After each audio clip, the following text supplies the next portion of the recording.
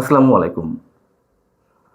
সারা দেশের মানুষের মনে নতুন করে এক রহস্যের সৃষ্টি হয়েছে। কারণ বৃহস্পতিবার এভার কেয়ার হাসপাতাল অর্থাৎ খালেদা জিয়া যেই হসপিটালটিতে চিকিৎসাধীন রয়েছেন সেই হাসপাতালের পাশে সেনাবাহিনী এবং বিমান বাহিনীর হেলিকপ্টার অবতরণ এবং উড্ডয়ন করবে। এবং এই বিষয়টি প্রধান উপদেষ্টা ডক্টর মোহাম্মদ ইউনূসের প্রেস উইং থেকে জানানো হয়েছে। প্রধান উপদেষ্টার যেই অফিসিয়াল ফেসবুক পেজ রয়েছে সেখানে বুধবারই একটি বিজ্ঞপ্তি দেওয়া হয়েছে এ প্রসঙ্গে। এখানে আরও বলা হচ্ছে যে এসএসএফ এর নিরাপত্তা প্রোটোকল অনুযায়ী আগামীকাল বৃহস্পতিবার 4 ডিসেম্বর দুপুর 12টা থেকে বিকাল 4টার মধ্যে এভারকেয়ার হাসপাতালের নিকটস্থ 2টি উন্মুক্ত মাঠে বাংলাদেশ সেনাবাহিনী এবং বিমান বাহিনীর হেলিকপ্টার পরীক্ষামূলক অবতরণ এবং উড্ডয়ন পরিচালনা করবে। একই সঙ্গে এখানে বলা হয়েছে যে এই বিষয়ে কোনো ধরনের অপপ্রচার বা বিভ্রান্তি থেকে বিরত থাকার জন্য অনুরোধ করা হয়েছে, অর্থাৎ সকলের প্রতি। প্রশ্ন হচ্ছে যে বিভ্রান্তিটা আসলে কারা ছড়াচ্ছে, কোত্থেকে ছড়ানো হচ্ছে? খালেদা জিয়া এভারকেয়ার হসপিটালে ভর্তি হওয়ার পর থেকে আমরা নানান ধরনের নাটকীয়তা দেখছি এবং নানান ধরনের নাটকীয়তার মধ্য দিয়ে পুরো দেশবাসী দিনরাত অতিবাহিত করছেন। এই যে সেনাবাহিনী এবং বিমান বাহিনীর 2টি হেলিকপ্টার এভারকেয়ারের নিকটস্থ 2টি উন্মুক্ত মাঠে ওঠানামা করবে, প্রথম কথা হচ্ছে যে এই বিজ্ঞপ্তিটি না দিলেই কি হতো না? যাই ঘটুক না কেন, হেলিকপ্টার ওঠানামা করবে, তাতে কোনো সমস্যা নাই। বিশেষ প্রয়োজনে বিশেষ কাজ সংঘটিত হবে, কোনো আপত্তি নেই। কিন্তু এই যে দিয়ে মানুষের মনে বরং রহস্যের জন্ম দেওয়া হলো, একই সঙ্গে নানান ধরনের প্রশ্নের উত্থাপনের সুযোগ দেওয়া হলো, কি প্রয়োজন ছিল এর? তাহলে বিভ্রান্তিটা আসলে কারা ছড়াচ্ছে? সাধারণ মানুষের মধ্যে এর মধ্যে নানান ধরনের প্রশ্ন উঠতে শুরু করেছে। আমি নিজেও কোনো মন্তব্য অন্তত এখানে এই মুহূর্তে করতে চাই না। মানুষের মনে কি ধরনের প্রশ্ন উঠছে বা কোন ধরনের মন্তব্য তারা প্রকাশ করছেন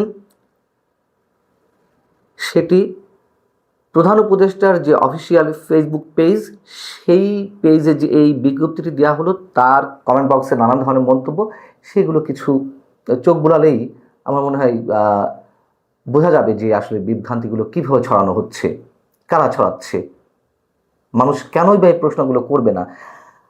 প্রশ্ন উঠেছে মূলত 2টি।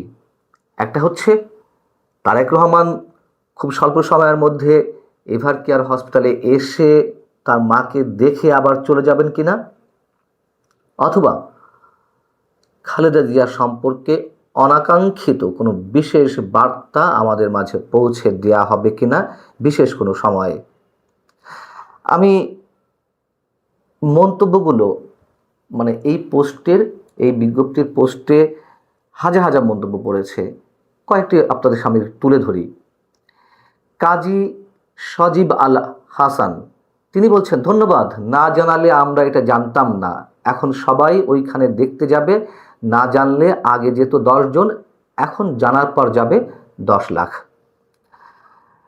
মাহমুদ হাসান আসিফ তিনি বলছেন, প্রধান উপদেষ্টার রহস্যময় ফেসবুক পোস্ট, বিষয়টা এমন নয় তো তিনি আসবেন, দেখা করে আবার চলে যাবেন, অর্থাৎ তারেক রহমান সম্পর্কে নিশ্চয়ই বলতে চেয়েছেন। শহীদুল ইসলাম তার মন্তব্য, এর মানে আগামীকাল ওই সময়ে জনাব তারেক রহমান এভারকেয়ার হাসপাতালে যাবেন। আরাফাত হোসেন মন্তব্য করছেন, সোজাই বলে দেন এসে দেখে আবার উড়াল দিবে। শাহিন আলম রিয়াজ তার কমেন্ট, বিষয়টা বুঝতে হলে সায়েন্স বোঝার দরকার নাই কাকু। আক্তার হোসেন মহিন বলছেন, রহস্যজনক পোস্টে বিভ্রান্তি হওয়াটাই স্বাভাবিক। ইউনুস মিয়া তিনি বলছেন, এমন একটি পোস্ট এমন সময়ে করে রহস্য ও মানুষের কৌতূহল বাড়ালেন। মোহাম্মদ ইয়াহিয়া মারুফ তিনি বলছেন, বাঙালি সবই বোঝে মহাজন, সোজা বলে দিলেই তো হয়, এসে দেখে আবার উড়াল দেবে। রিজভি তিনি বলছেন, এটাও হয়তো ম্যাটিকুলাস ডিজাইন। তানজিদ রানা তৌফিক তার মন্তব্য, সবই বুঝলাম, কিন্তু এভার কেয়ারের পাশে পরীক্ষামূলক অবতরণ উদ্যান কেন? রহস্য তো থেকেই যায়, ক্লিয়ার করেন ইউনূস সাহেব।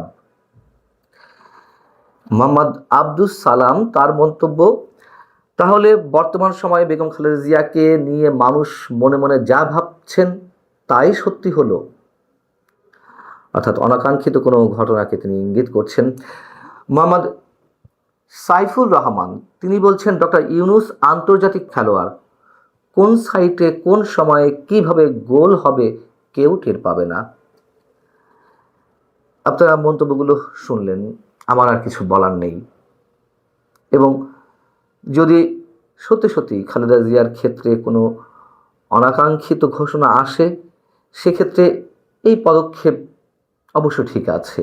তার কারণ বিএনপি বা খালেদা জিয়ার যে অসংখ্য ভক্ত অনুসারী রয়েছেন, কোনো অনাকাঙ্ক্ষিত খবর পাওয়ার সঙ্গে সঙ্গে যে পরিমাণ মানুষের ভিড় হবে, ঢল নামবে এভার কেয়ার হসপিটালের জন্য, সেটি অবশ্যই সামাল দেওয়া কঠিন হয়ে পড়বে। এবং ওই জায়গাটিতে খালেদা জিয়া যেখানে আছেন সেখানে এই মানুষগুলোকে ফেস করা আইন শৃঙ্খলা রক্ষাকারী বাহিনীর জন্য নিশ্চয়ই মোটেও খুব স্বস্তিকর কিছু হবে না, এবং খুব সহজে সামাল দেওয়াও সম্ভব নয়।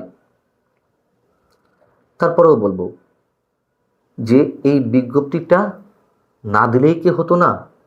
যা যা কাজ করার সেটি যাই হোক না কেন, দর্শক যে মন্তব্যগুলো করছে বিশেষ করে দুটি বিষয়ে, তার কোনোটা ঘটুক আর না ঘটুক, এটা তো কোনো প্রয়োজন ছিল না।